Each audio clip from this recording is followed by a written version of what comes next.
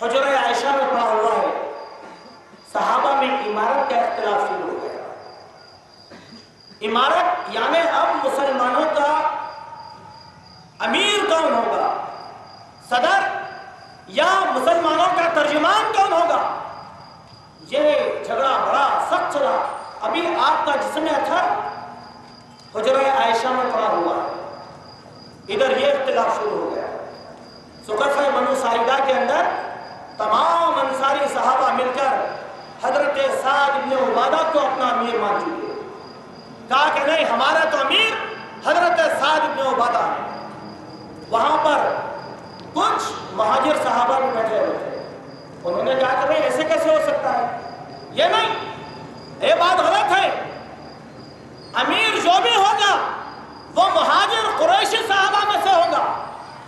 دونوں میں اختلاف رائے ہو گیا، دونوں میں اختلاف ہو گیا۔ حضرت ابو بکر صدیق رضی اللہ عنہ کو خبر ہوئی، وہ بھاگے بھاگے چلے آئے، حضرت ابو عبیدہ بن جراح کو لیے بھاگے بھاگے چلے آئے۔ دیکھا کہ عمارت کے لیے، اقتدار کے لیے یا صدارت کے لیے یہ جھگڑا یہاں پر ہو رہا ہے۔ حضرت ابو بکر نے پورا جائزہ لیا، لینے کے بعد تمام مسلمان انصار اور مہاجرین کے سامنے خطبہ دیا۔ اس خطبے کا ایک حصہ یہ ہے کہ آپ نے کہا کہ تم لوگ جھگڑتے کیوں ہو، تم لوگ آپس میں لڑتے کیوں ہو؟ کیا تمہیں معلوم نہیں کہ اللہ کے نبی صلی اللہ علیہ وسلم نے قیادت کے بارے میں یہ کہا تھا کہ میرے بعد مسلمانوں کی خلافت، مسلمانوں کی لیڈری، مسلمانوں کا امیر جو بھی ہوگا وہ قریشیوں کے اندر سے ہوگا۔ کیا تم نے نبی کا فرمان بھلا دیا؟ کہا الائمۃ من قریش، کیا تمہیں معلوم نہیں کہ میرے بعد ائمہ مسلمانوں کے ائمہ جو بھی ہوں گے وہ کون ہوں گے؟ قریش سے یعنی مہاجرین میں سے ہوں گے۔ غور کریے میرے بھائی، اللہ کے نبی کی ایک حدیث تھی، اللہ کے نبی کا ایک قول تھا، کتنی دیر سے لڑنے والوں نے اپنے ہاتھوں کو ڈال دیا، کہا کہ نبی کی حدیث اور اس کے بعد لڑائی جھگڑا ہو، کہا کہ نہیں، اب تو ہم جھگڑنے والے نہیں۔ ابو بکر صدیق نے حضرت ابو عبیدہ بن جراح کا ہاتھ پکڑ کر کہنے لگے کہ دیکھو یہ حضرت ابو عبیدہ بن جراح ہیں جن کے بارے میں اللہ کے نبی نے فرمایا کہ یہ امت کے امیر، امانتوں کے امیر ہیں اور ان کے یہ فضائل ہیں اور ان کو نبی نے جنت کی بشارت سنائی۔ ابو بکر ابو عبیدہ بن جراح کو مسلمانوں کے امیر مانتے ہیں۔ اللہ اکبر۔ ابو عبیدہ بن جراح بولے کہ صدیق یہ کیا کر رہے ہیں؟ کہا کہ لوگوں یہ صدیق اکبر ہیں، نبی پر ایمان لانے والوں میں سب سے پہلے، معراج کے واقعے کی تصدیق کرنے والے سب سے پہلے، ہجرت میں نبی کے یار غار تھے اور قدم قدم پر نبی کے ساتھ انہوں نے قربانیاں دی ہے۔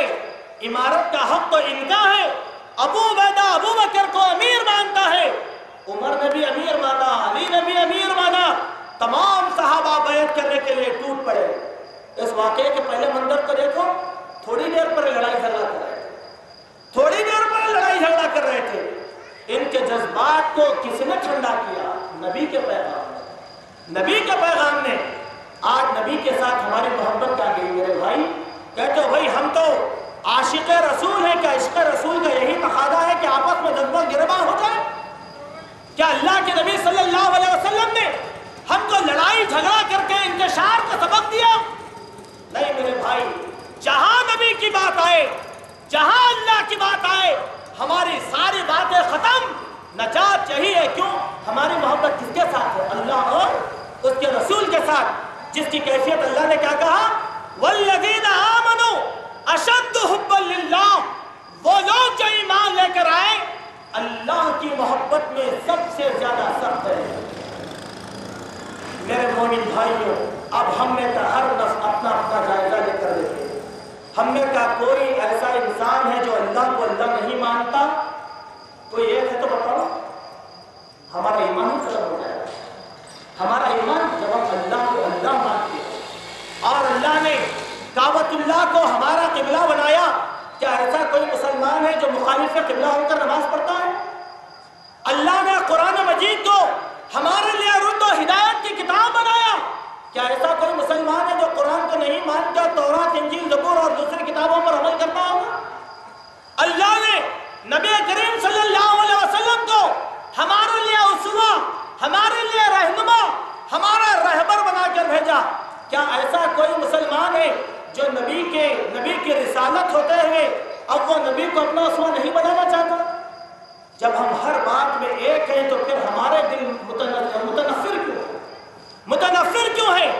عیسائیوں کے بارے میں، نصارہ کے بارے میں اللہ نے قرآن مجید میں فرمایا، یہود اور نصارہ کی ایک جو ہے کیفیت کو، یہ آپس میں تو متحد نظر آتے ہیں لیکن ان کے دل جدا جدا ہے۔ ان کی صفت کیا ہے؟ یہ آپس میں تو ایک نظر آتے ہیں لیکن ان کے دل جدا جدا ہیں۔ اور ایمان والوں کے بارے میں کیا کہا؟ ایمان والے سارے کے سارے رب کی محبت میں ایک ہے۔ ایمان والے سارے کے سارے رب کی محبت میں ایک۔ مسلمانوں، آج ہم اپنی اس دل کی محبت کو پہچانیں، ہمارے ان دلوں کی کیفیت کو جانیں، ہماری اسی حلاوت کو پہچانیں جو حلاوت ہمارے دلوں سے دور ہو گئی۔ آئیں، اللہ کے نبی صلی اللہ علیہ وسلم نے محبت کرنے والوں کی ایک مثال یہاں پر دیا۔ اس حدیث کے بعد ہم اپنی بات کو اور تھوڑا سا آگے بڑھائیں گے۔ یہ حدیث مستدرک حاکم کی ہے اور اس حدیث کے راوی حضرت ابو ہریرہ وہ بیان کرتے ہیں کہ اللہ کے نبی صلی اللہ علیہ وسلم نے فرمایا، ان اللہ تعالی یقول یوم القیامہ، بے شک قیامت کے دن اللہ تبارک و تعالی یہ فرمائے گا، این المتحابون بجلالی اليوم اذلهم فی ظلی ویوم لا ظل الا ظلہ۔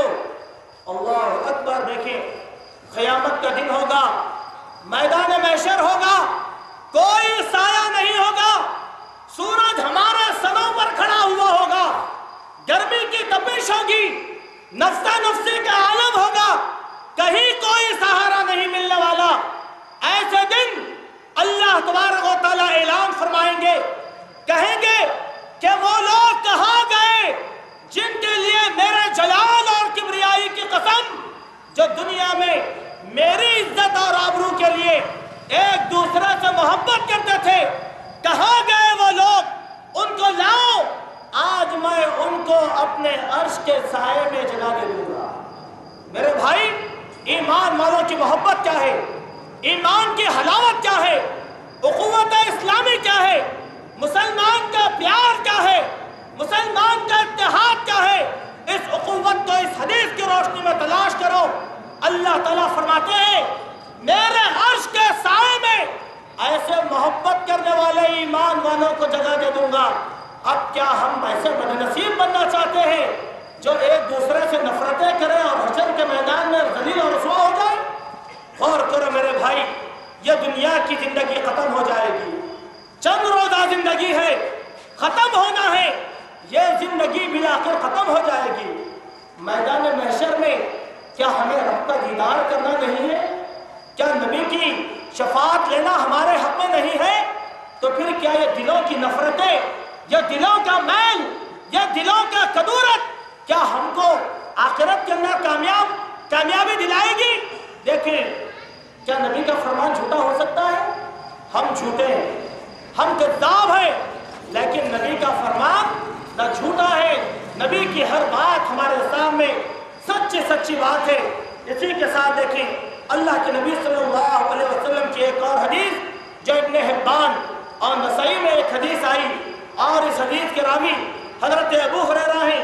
اس حدیث میں اللہ کے نبی صلی اللہ علیہ وسلم باہمی محبت کرنے والوں کی ایک مثال کو بیان فرماتے ہیں۔ کہا، اللہ کے نبی صلی اللہ علیہ وسلم نے فرمایا،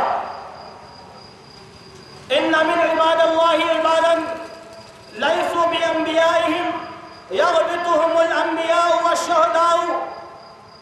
قیامت کے دن انبیاء بھی ہوں گے، صالحین بھی ہوں گے اور شہداء بھی ہوں گے، سب کو اللہ تبارک و تعالیٰ نے ایک مقام عطا فرمایا تھا۔ آپس میں ایک دوسرے سے محبت کرنے والے مسلمانوں کو بھی اللہ تعالیٰ ایک مقام عطا فرمائے گا۔ اور یہ مقام کا کیا علم؟ اللہ کے نبی صلی اللہ علیہ وسلم فرماتے ہیں محبت کرنے والوں کو جو مقام اللہ تبارک و تعالیٰ دیں گے اس مقام کو انبیاء دیکھیں گے، صالحین دیکھیں گے، شہداء دیکھیں گے، اور دیکھ کر بولیں گے کہ بھئی آخر کون لوگ ہیں؟ یہ تو نہ نبیوں میں سے ہے، نہ صالحین میں سے ہے، نہ شہداء میں سے ہے، لیکن آج اتنا عزت کا بلند مقام آخر ان کو دیا گیا کیوں ہے؟ بتا تو صحیح، تاکہ آج ہم ان سے محبت کرنے والے بن جائیں۔ اللہ اکبر۔ دیکھیں میرے بھائی، مسلمان کی محبت کی مثال کیا ہے؟